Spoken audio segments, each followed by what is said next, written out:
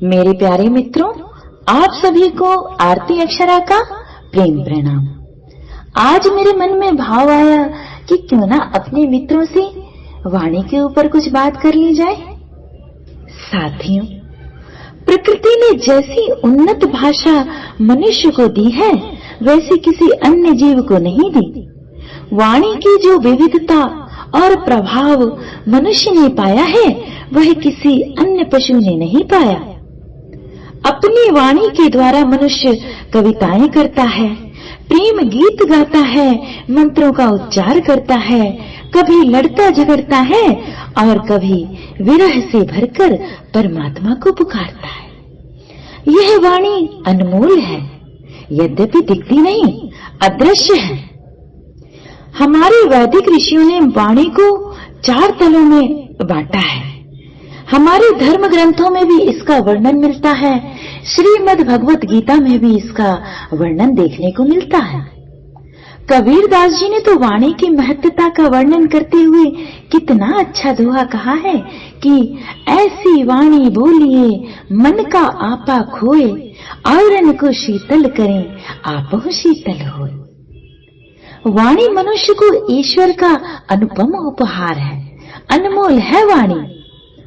वाणी एक अमूल है, जो कोई बोले जान, हे तराजू ताल के तब मुख बाहर आन। इससे पहले कि वाणी मुख से बाहर निकले, हमें उसको हृदय के तराजू में तौल लेना चाहिए। जिस तरह तरकश से निकला हुआ तीर वापस नहीं लौट सकता, उसी तरह एक बार मुख से बाहर निकली हुई वाणी ऊर्जा रूप में सदा सदा के लिए ब्रह्मांड में फैल जाती है। कहा है, शब्द संभारे बोलिए, शब्द के हाथ न पाओ, एक शब्द औषधि करे, एक शब्द करे घाव। शब्द हमेशा संभाल कर बोलने चाहिए। प्रेम के 2 मीठे बोल जहां औषधि का कार्य कर सकते हैं, वहीं शब्द रूपी तीर हृदय में गहरे घाव कर सकते हैं। यह है वाणी का प्रभाव। यद्यपि वाणी अदृश्य है, तथापि कर्म कर रही है, अर्थात वाणी के द्वारा भी कर्म होते हैं। इसीलिए हमें सजग होकर वाणी को अभिव्यक्ति देना चाहिए। हमारी वाणी बहुत ही महत्वपूर्ण है। यद्यपि वाणी दिखती नहीं है, अदृश्य है, परंतु फिर भी इसको कर्मेंद्रियों में शामिल किया गया है। वाणी कर्मेंद्रिय है, क्योंकि वाणी का अपना एक प्रभाव होता है। वाणी से भी कर्म होते हैं। यदि हमने वाणी से किसी को कुछ बुरा कहा, तो यह हिंसा है। वही वाणी से यदि हम प्रेम के 2 बोल किसी से बोल देते हैं, तो सृष्टि में जैसे सुगंधित पुष्प खिल जाते हैं। यह है वाणी का प्रभाव। इसलिए वाणी को कर्मेंद्रियों में शामिल किया गया है। और यदि वाणी को और भी सूक्ष्मता से देखें, तो मंत्र वाणी से ही बने हैं। मंत्रों का प्रभाव वाणी का ही प्रभाव है, अर्थात वाणी ऊर्जा है, वाणी शक्ति है। वाणी हमें अभिव्यक्ति देती है। वाणी उतनी ही नहीं है जितनी दिखती है। हमारी वाणी हमारे भीतरी स्वरूप को प्रतिबिंबित करती है। वाणी से पता चलता है कि हम चेतना के किस तल पर जी रहे हैं। साथियों, हमारी वाणी दरअसल विचारों की यात्रा है। सतही तल पर जो हमारे विचार होते हैं, वह मन के चेतन स्तर के विचार होते हैं। ऐसे विचारों में ज्यादा कोई गहराई नहीं होती, उथले उथले विचार होते हैं।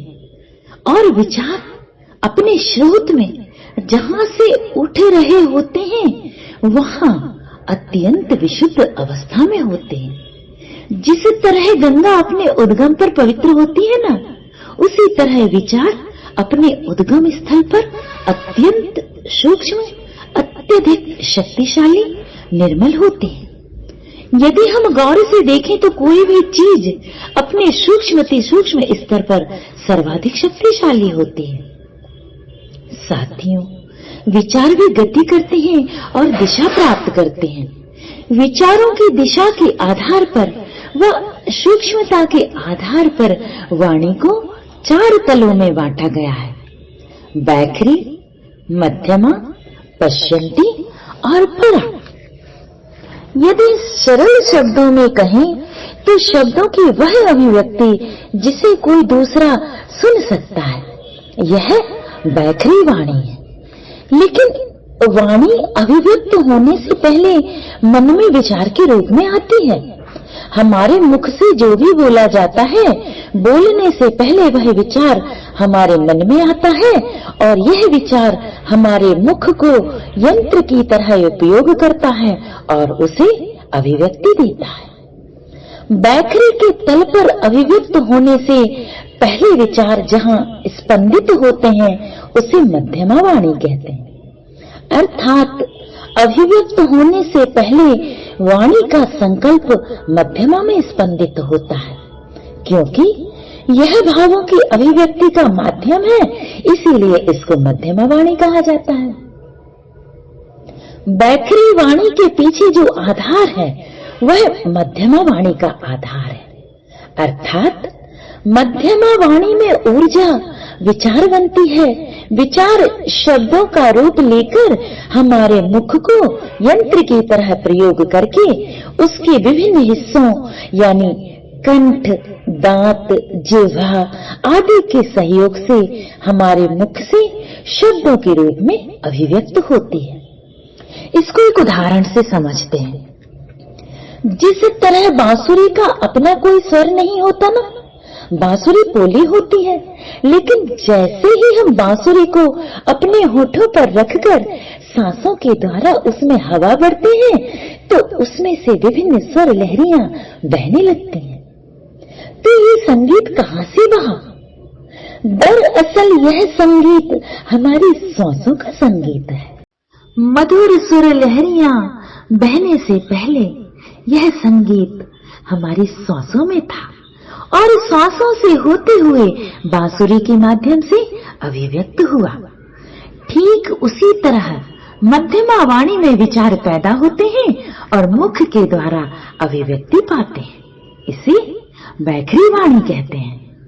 बैखरी वाणी सामान्य जनों की भाषा है, साधारण संवाद की वाणी है। मध्यमा मन की वाणी है। इसमें मानसिक स्तर पर संवाद स्थापित हो सकता है। और गहरे उतरी तो वाणी का तीसरा तल आता है पश्यन्ती वाणी। पश्यन्ती हृदय की वाणी है। हृदय से संवाद इसी के माध्यम से होता है। साथियों, पश्यन्ती संस्कृत भाषा का शब्द है जिसका अर्थ है देखना। इस आधार पर पश्यन्ती वाणी वह वाणी है जो देख पाती है। पश्यन्ती वाणी हमारे हाव भाव से अभिव्यक्त होती है।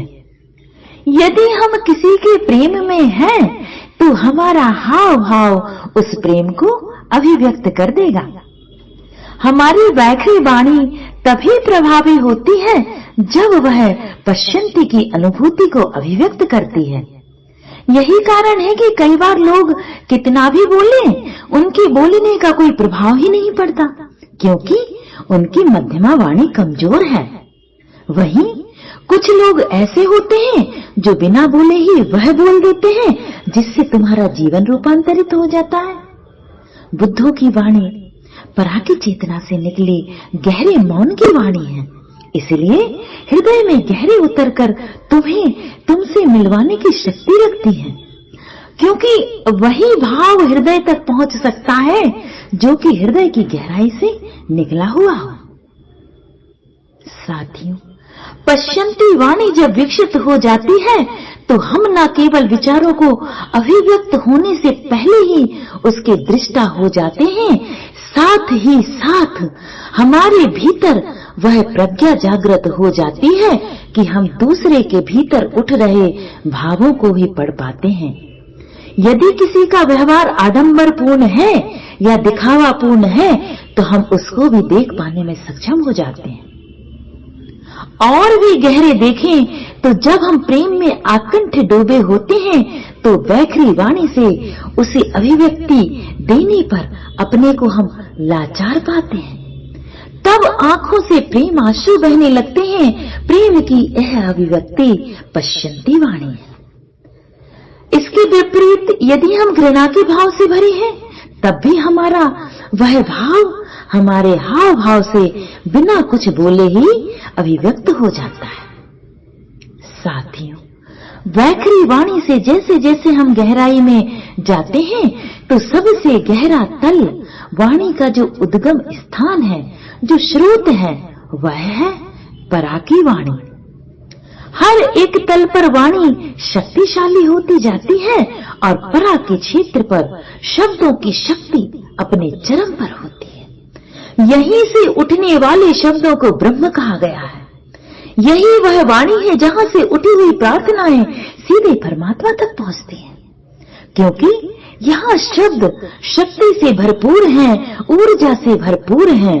बैकरी के तल पर की गई प्रार्थनाएं वैसी ही हैं जैसे खाली डिब्बे, बस खड़खड़ा रहे हैं, आवाज कर रहे हैं, पर उनका कोई प्रभाव नहीं। साथियों, परा के तल पर हमारा प्रकृति के साथ एक रिश्ता बन जाता है। प्रकृति के साथ संवाद की भाषा यही परा की वाणी है। और जब प्रकृति के साथ हमारी मित्रता गहरी हो जाती है, तो प्रकृति फिर अपने रहस्य हम पर खोलने लगती है और हम उन संकेतों को ग्रहण करने लगते हैं। मेरे प्यारे मित्रों, यदि हम वाणी को सही दिशा दे दें, तो वह ऊर्जा प्रकृति में फैल जाती है और यहाँ से हमारा प्रकृति के साथ संवाद घटने लगता है और एक आदान प्रदान की प्रक्रिया खुल जाती है। जब वाणी शुद्ध हो जाती है, अपने शुद्धतम स्वरूप में स्थित होती है, तो साक्षात सरस्वती होती है, जिसे हम वाणी भी कहते हैं। और इस स्थिति में ये जो परा की वाणी की अवस्था है, यहाँ सरस्वती सिद्ध हो जाती है, वाणी सिद्ध हो जाती है। कई बार हम कहते हैं ना कि किसी व्यक्ति विशेष की वाणी में तो सरस्वती विराजमान है। यह वही व्यक्ति होते हैं जिनकी वाणी अपने शोध की शक्ति से पोषित होती है। परा की वाणी आत्मा की वाणी है, अर्थात मौन की वाणी परा की वाणी है। यह विशुद्धतम है। परा वाणी दिव्य संकेतों की वाणी है। इसे सामान्य व्यक्ति न समझ सकेंगे। इसे वही समझ सकता है जो जागरूक है, जो अपने भीतर प्रकाशित है। यदि हम बैकरी से यात्रा प्रारंभ कर परा तक यात्रा करें, तो दिव्य शक्तियों से पोषित हो सकते हैं। परा की चेतना में ब्रह्मांड की शक्तियां जागृत हैं। यदि परा की चेतना के क्षेत्र से विचार उठता है, तो यह अत्यधिक सामर्थ्यवान होता है, क्योंकि परा की चेतना विशुद्ध चेतना की स्थिति है, जहां अनंत ऊर्जा, अनंत ज्ञान, अनंत आनंद और परिपूर्ण बुद्धि का अनंत भंडार है। इससे स्पष्ट होता है कि अगर परा की चेतना के गुणों के सहारे से विचार स्रोत से उठकर बैखरी तक आते हैं, तो उन विचारों को परा की शक्ति का सहारा बना रहता है। जो शक्ति उन विचारों को सूक्ष्म स्तर पर प्राप्त होती है, वह शक्ति बैखरी के स्तर पर भी बनी रहने लगती है। साथियों, ध्यान के सतत अभ्यास से हम अपनी बैखरी वाणी को परा की ऊर्जा से सराबोर कर सकते हैं। ध्यान के सतत अभ्यास से जब मन बार बार विचारों के स्रोत तक जाता है, तो परा की चेतना के गुणों का लाभ क्रिया के क्षेत्र में उपलब्ध कराने में समर्थ हो जाता है। हमारा कोई भी विचार अपने उद्गम पर, अपने स्रोत पर, अर्थात अपने सूक्ष्म स्तर पर अत्यधिक शक्तिशाली होता है, और वहां से यात्रा करता हुआ विचार जब बैखरी तक आता है, तो हम अपनी मानसिक क्षमता का 100% उपयोग करने की दिशा में अग्रसर होते हैं। अगर हमारे विचार शक्तिशाली होंगे, तो क्रिया भी शक्तिशाली होगी। हमारे विचार शक्तिशाली होंगे, तो क्रिया प्रभावपूर्ण होगी और हमें अधिकाधिक सफलता मिलेगी। साथियों, परा की वाणी साक्षात सरस्वती की वाणी है, इष्ट की वाणी है, परमात्मा की वाणी है। अंत में यही कहूंगी कि यदि वाणी को शुद्ध कर लिया जाए तो परमात्मा की ओर बहने वाली विभिन्न धाराओं के स्रोत खुल जाते हैं। जिस तरह सोना अग्नि में तपकर खरा होता है, वाणी को तप से साधा जा सकता है। वाणी सध जाएगी तो तुम अपनी वाणी को सही धारा में, सही दिशा में, सही समय पर अभिव्यक्ति दे सकोगे। आज यदि हम गौर से देखें तो इतिहास उठाकर भी देखें तो वाणी ने ही कितने युद्ध करवाए हैं। महाभारत का युद्ध क्या है? वाणी के ही कारण हुआ ना। ये वाणी कमजोर शब्दों से निकली बेहोशी की वाणी थी। प्रेम से परिपूरित वाणी में तो परमात्मा भी अपने भक्त के अधीन हो जाते हैं। चारों वाणियों को साध कर, शब्द के ब्रह्म रूप से साक्षात कर, वाचा सिद्धि कर परमात्मा की ओर बह रही धाराओं की ओर बह चलें। आइए वाणी को साध कर वाचा सिद्धि की ओर कदम बढ़ाएं।